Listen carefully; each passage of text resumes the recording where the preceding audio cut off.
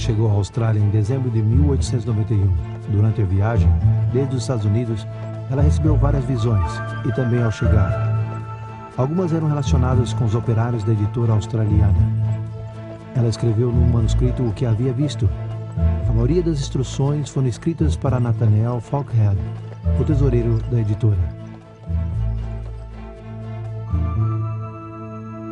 Falkhead era um homem de negócios alto e enérgico com uma disposição generosa, mas ao chegar a ser membro da Igreja Adventista do Sétimo Dia, ele também era um líder proeminente de várias sociedades secretas.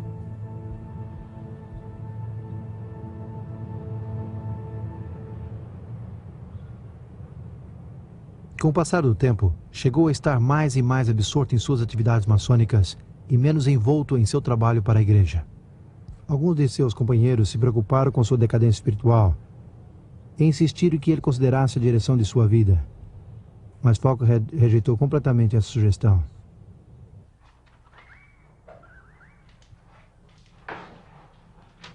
No decorrer desse tempo, Helena escreveu o que lhe tinha sido revelado.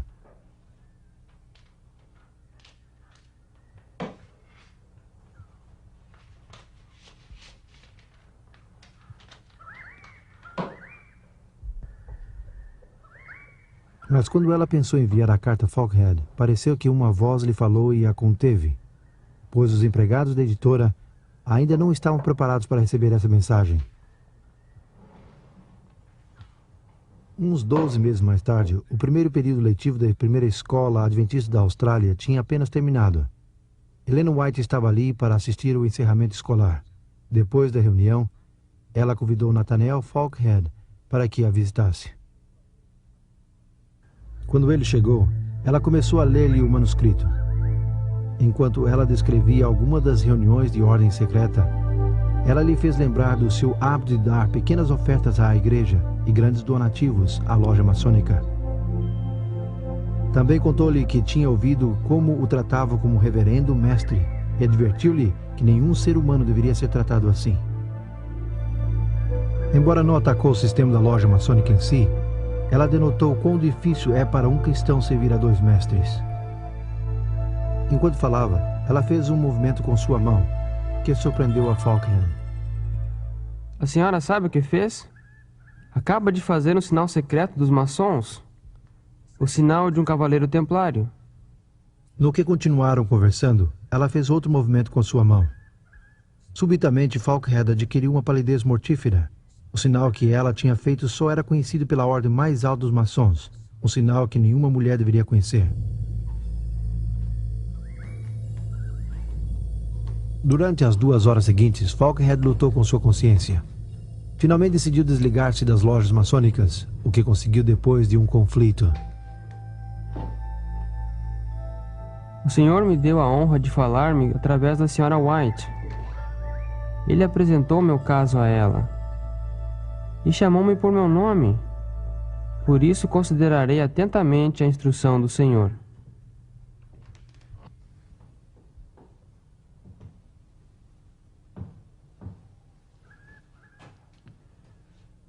A experiência de Ellen White com Nathaniel Falkhead ilustra alguns aspectos importantes de como o dom de profecia operou nos tempos bíblicos e como continua operando hoje. Primeiro, os profetas recebem a informação pelos meios sobrenaturais das visões ou sonhos proféticos, que lhes permite ver as pessoas e experimentar acontecimentos fora de seu limite de conhecimento.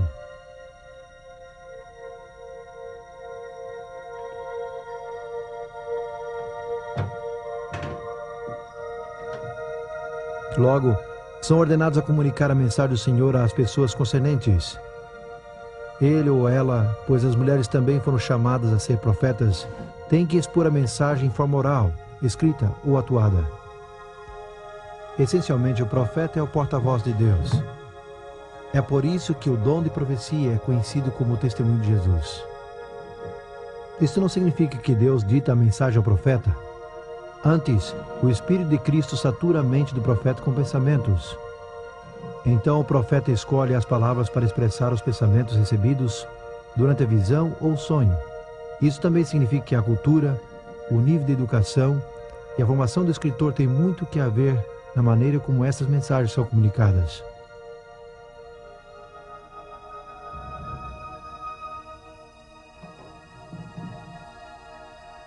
Para expressar seus pensamentos, alguns escritores da Bíblia usaram palavras escritas por outros autores bíblicos.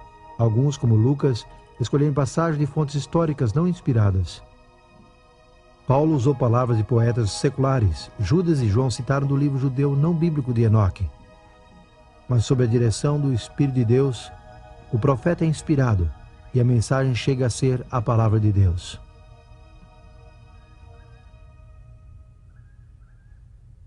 Também é óbvio notar que os testemunhos de alguns profetas não foram incluídos nos livros da Bíblia. Por exemplo, as mensagens de Natã, Gad, Miriam, Ágapo, Silas e as 4 filhas de Felipe. Mas isso não faz com que as mensagens sejam insignificantes ou menos inspiradas.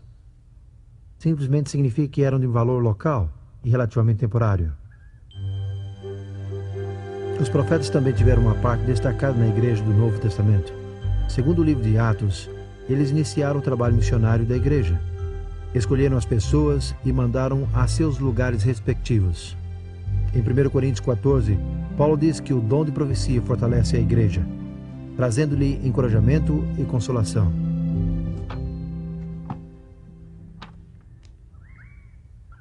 Paulo também escreve em Efésios 4 que os profetas são um dos principais meios que Cristo pôs na igreja para trazer unidade.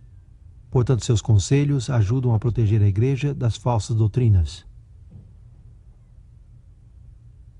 Segundo Atos 15, os profetas reafirmaram os crentes na verdadeira doutrina da igreja nos tempos de controvérsia religiosa.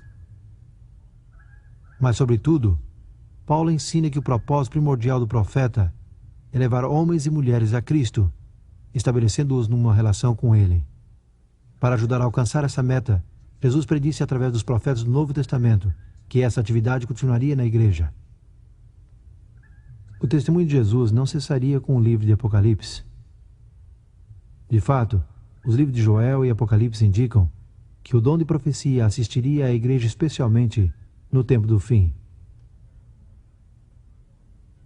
É lógico esperar que essa manifestação final do testemunho de Jesus preencherá o mesmo papel e funções como os profetas dos tempos bíblicos.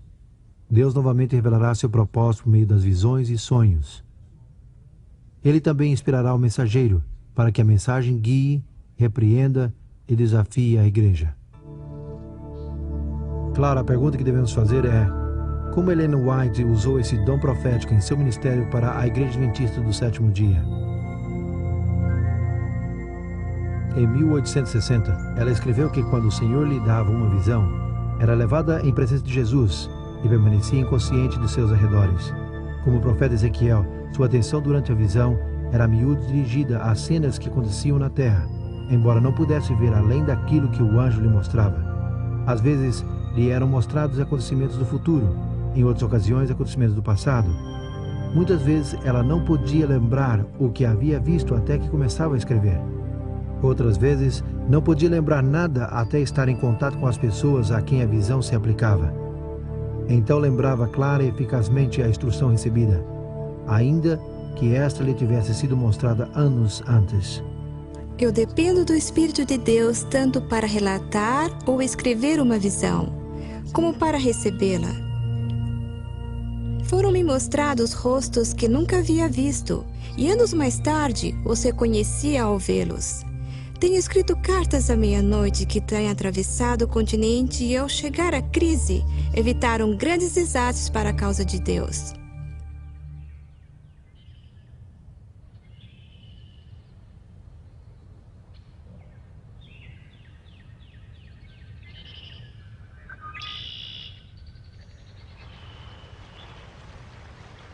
Creio que não houve uma pior crise na Igreja Adventista durante os primeiros 60 anos de sua história que a ameaça do panteísmo. Os panteístas não creem que Deus é um grande ser pessoal, senão uma essência misteriosa, uma influência impessoal que impregna toda a natureza. Embora ele exista em todas as coisas, nas árvores, nas flores, no ar e nos animais, ele é tão impessoal como a gravitação ou os raios do sol.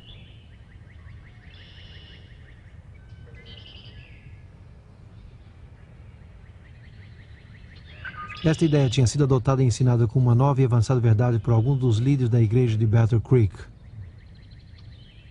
na realidade, ameaçava os mesmos fundamentos da opinião bíblica de Deus. O Dr. John Harvey Kellogg, o brilhante doutor e superintendente da instituição médica da igreja em Battle Creek, foi um entre os muitos líderes da igreja que foram atraídos por essa filosofia no começo de 1880, mas não foi até 1897 que ele introduziu a doutrina em forma pública. Nas reuniões da Conferência Geral em 1899, realizadas aqui na igreja de Lancaster do Sul, em Massachusetts, as ideias panteístas foram novamente promovidas por vários líderes da igreja. Ellen White ainda se encontrava na Austrália, mas foi ordenada a informar a conferência de vários testemunhos. Um levava o título A Verdadeira Relação entre Deus e a Natureza. A natureza não é Deus, e nunca foi Deus. A voz da natureza testemunha de Deus, declarando sua glória, mas a natureza em si não é Deus. Sendo criada por Deus, ela só rende o testemunho de seu poder. Bem, irmãos, o que acham disso? O momento oportuno dessa mensagem foi relevante. Havia sido escrita aqui na Austrália quase 4 semanas antes do começo da conferência, mas chegou justamente quando necessitada. No entanto, esse não foi o fim do caso. A doutrina panteísta foi logo exaltada no colégio Battle Creek e no sanatório, que estava sob o controle do Dr. Kellogg.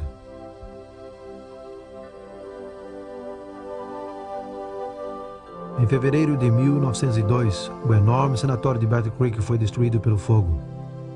Se necessitava um novo edifício, e para ajudar a assumir as despesas foi sugerido que o Dr. Kellogg escrevesse um livro sobre o cuidado da saúde. Todos os rendimentos das vendas seriam usados para ajudar a reconstruir o sanatório. Kellogg foi advertido para não incluir nenhuma ideia panteísta nele.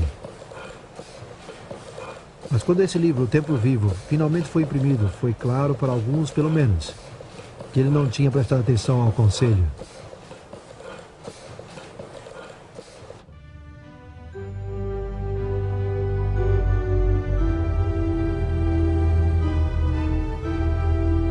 Em 1903, os líderes da igreja decidiram que o concílio anual teria que ser realizado em Washington, D.C.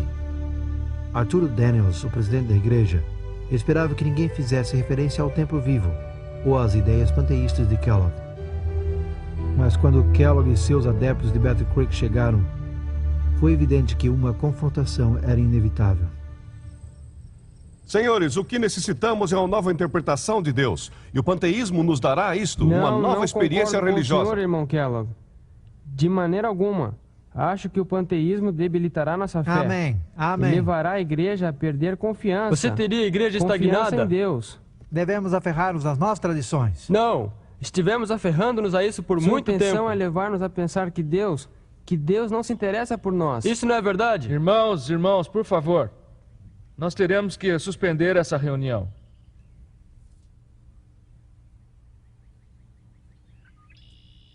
O pastor Daniels não se atreveu a pedir um voto pelo nervosismo. A igreja estava enfrentando uma crise. Mas o que fazer?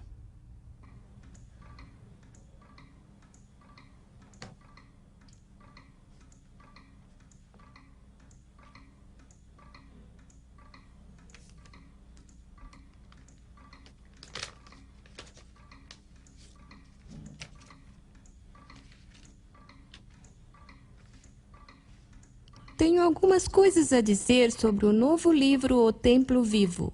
Tenho cuidado com o modo que vocês apoiam as opiniões desse livro com respeito à personalidade de Deus. Como o Senhor me apresenta o caso, essas opiniões não têm a sua aprovação. Imagino que o autor desse livro está no caminho falso e tem perdido de vista as verdades eminentes para esse tempo.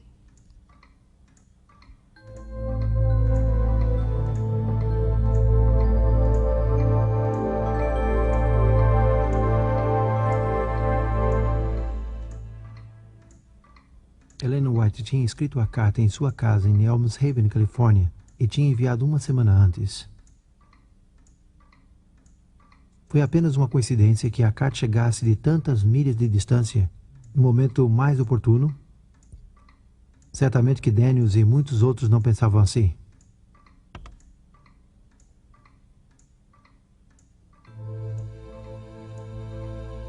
Nunca as mensagens de Deus foram tão necessárias como neste momento. E nunca houveram mensagens mais adequadas, enviadas por ele a seu povo, que a senhora os escreveu. A senhora não pode imaginar a bênção que seu comunicado sobre o templo vivo nos trouxe. Chegou no momento exato. O conflito foi severo, mas sua mensagem chegou e resolveu a controvérsia.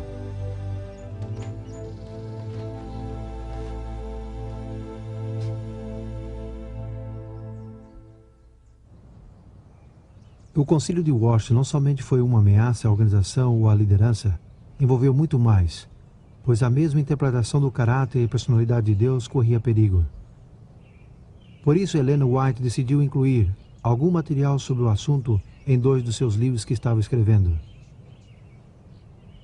O 8º volume de Testemunhos para a Igreja contém mais de 80 páginas sobre Deus, a natureza e a relação entre ambos. No Ministério de Cura, ela escreveu um capítulo titulado O Conhecimento Essencial, que enfatiza a importância de conhecer o Deus que controla o universo. Isso sempre foi de suprema importância para Ellen White. O objetivo constante de seus sermões e escritos perante o mundo era enaltecer a Jesus e seu amor. Infelizmente, isso nem sempre estava em primeiro lugar para a igreja. Tomemos a igreja daqui em Battle Creek. A nenhuma igreja desse tempo ela informou mais que a esta. Os Adventistas do Sétimo Dia começaram sua obra nessa cidade de Michigan em 1852, quando José Bates, capitão de barco, visitou a cidade buscando um homem mais honesto do povoado. Leonardo Stewart, o gerente do correio, o levou a Davi Wood, um vendedor ambulante presbiteriano. Bates o convenceu a importância de guardar o sétimo dia e o sábado, e Wood chegou a ser o primeiro adventista que guardou o sábado em Battle Creek.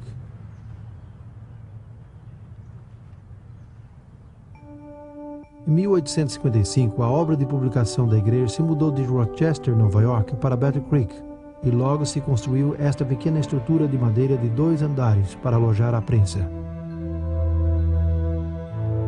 Durante as seguintes décadas, o equipamento a vapor substituiu a pequena prensa manual, e a obra de publicação floresceu. Para servir à crescente membresia, se construiu uma série de pequenas igrejas de madeira em Battle Creek, cada uma maior que a primeira. Nesse segundo edifício, a jovem igreja decidiu nomear-se Adventista do Sétimo Dia, em 1860, e estabeleceu seu sistema de organização em 1863. Em 1866, em resposta a uma visão dada a Ellen White, a igreja abriu seu primeiro instituto de saúde, o Instituto Ocidental de Reforma Pró-Saúde, como foi chamado. Foi fundado numa antiga casa reformada em Battle Creek.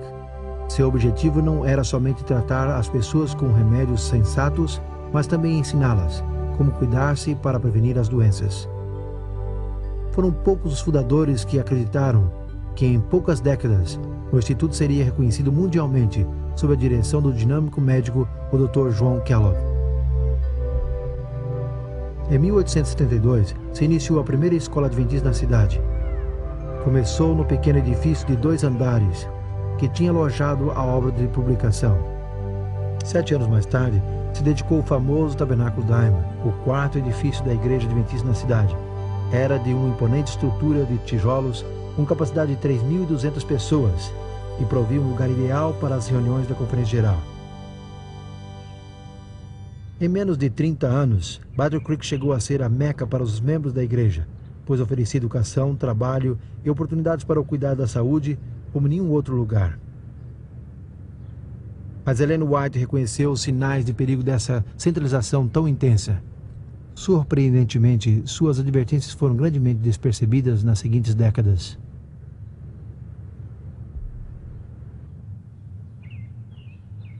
No fim de 1890, a editora Review and Herald era a maior do estado de Michigan.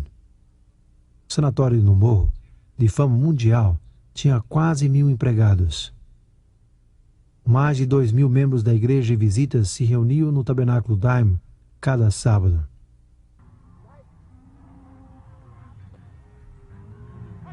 Mas desde a Austrália, onde Ellen White estava morando na década de 1890, ela insistiu que não fizesse mais planos de expansão. Viu a necessidade de construir pequenas instituições em diversas áreas. Também sabia pelas visões recebidas que grandes mudanças estavam a ponto de ocorrer no mundo.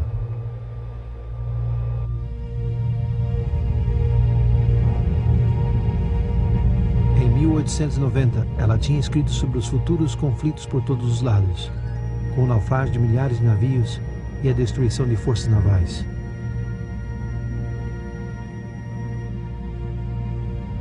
Seres humanos seriam sacrificados aos milhões, ela disse. Confusões, colisões e mortes ocorreriam inesperadamente nos grandes meios de transporte.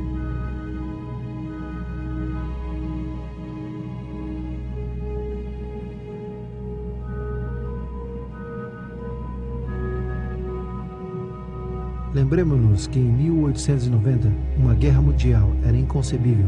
Os aviões e carros a gasolina nem tinham sido inventados, mas todas as suas palavras resultaram verdadeiras. 24 anos mais tarde, 10 milhões de pessoas morreram na Primeira Guerra Mundial e outras 40 milhões na Segunda Guerra Mundial. Desde então, têm ocorrido grandes perdas de vidas nos maiores meios de transporte. Na Conferência Geral em Battle Creek em 1901, alguns passos foram tomados para descentralizar a organização da igreja. No entanto, as advertências de Ellen White com respeito ao aumento da comercialização e sobre os salários injustos na editora, a maioria entraram em ouvidos surdos. Mas em novembro de 1901, se comunicou uma mensagem alarmante aos membros da junta da editora.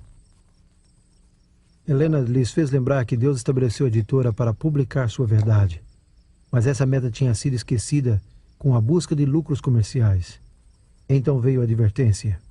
Quase tenho temor de abrir a revista adventista, por medo de ver que Deus tenha purificado a editora com fogo. A menos que haja uma reforma, a calamidade virá sobre a editora e o mundo inteiro saberá por quê. E logo soube.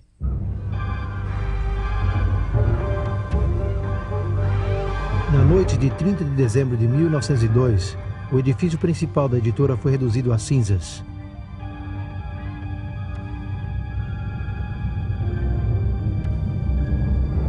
Isto ocorreu uns 10 meses depois que o famoso sanatório de Battle Creek tinha também sido destruído pelo fogo.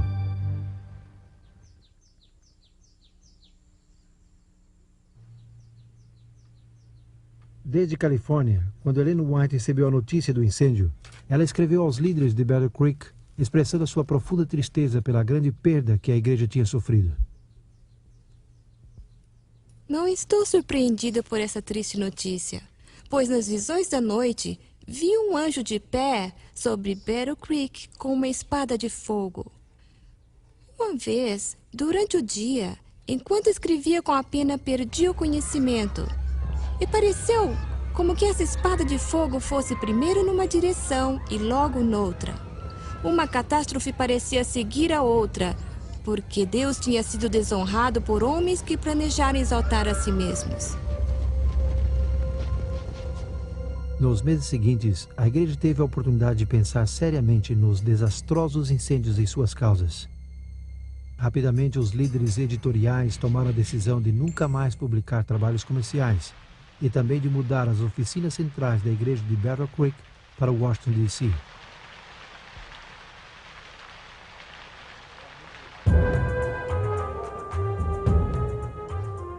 Nos tempos bíblicos, o profeta, sendo o porta-voz de Deus, muitas vezes falava claramente e dava mensagens de advertência ao povo de Deus, chamando ao arrependimento.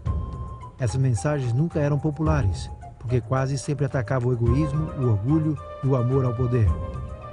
Em Apocalipse 3, Jesus escreveu a uma das suas igrejas: Eu repreendo e disciplino a quantos amo. Deus é o mesmo hoje.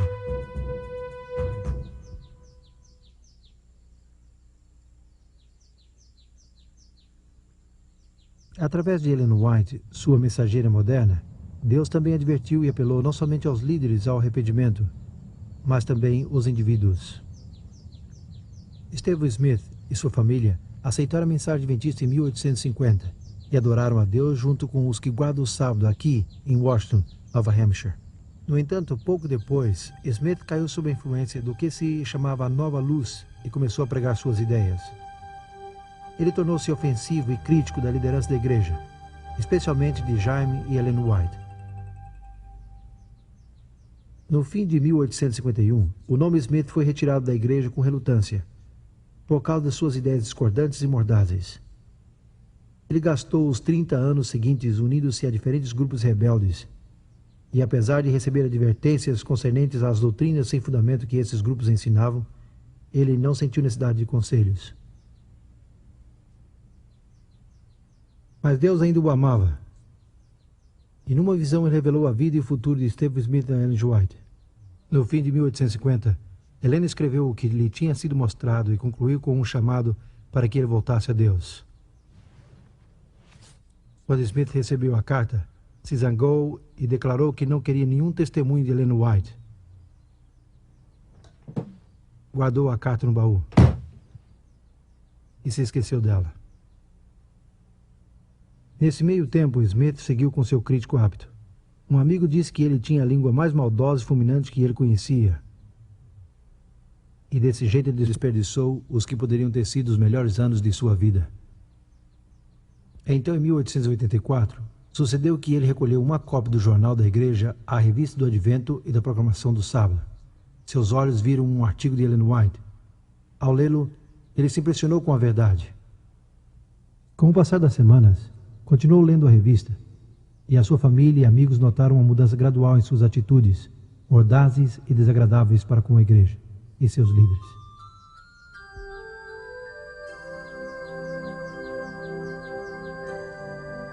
Um ano mais tarde, Eugênio Farnsworth foi convidado a pregar de novo aqui, em sua igreja natal. Seu velho amigo, Stephen Smith, agora com 78 anos de idade, decidiu assistir à reunião no sábado pela manhã. Farnsworth pregou deste púlpito sobre a origem do movimento adventista na profecia bíblica. As positivas e confiantes palavras de Farnsworth afetaram profundamente a Smith. Durante a semana seguinte, Smith se lembrou da carta que tinha recebido de Ellen White tantos anos atrás. Ao abri-la, ele leu sobre o que sua vida seria se continuava nesse caminho que havia tomado. No entanto, o que tinha sido uma predição, quando a carta foi escrita, era agora uma história. Sua história um registro de como ele havia vivido por causa de não mudar os seus hábitos.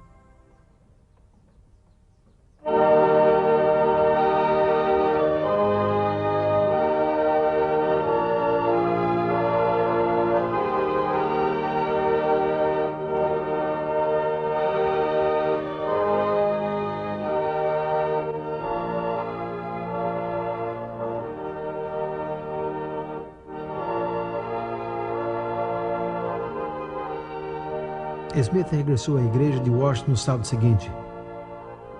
Farnsworth, que ainda não sabia nada sobre essa experiência, tinha preparado um sermão sobre o dom de profecia na igreja adventista.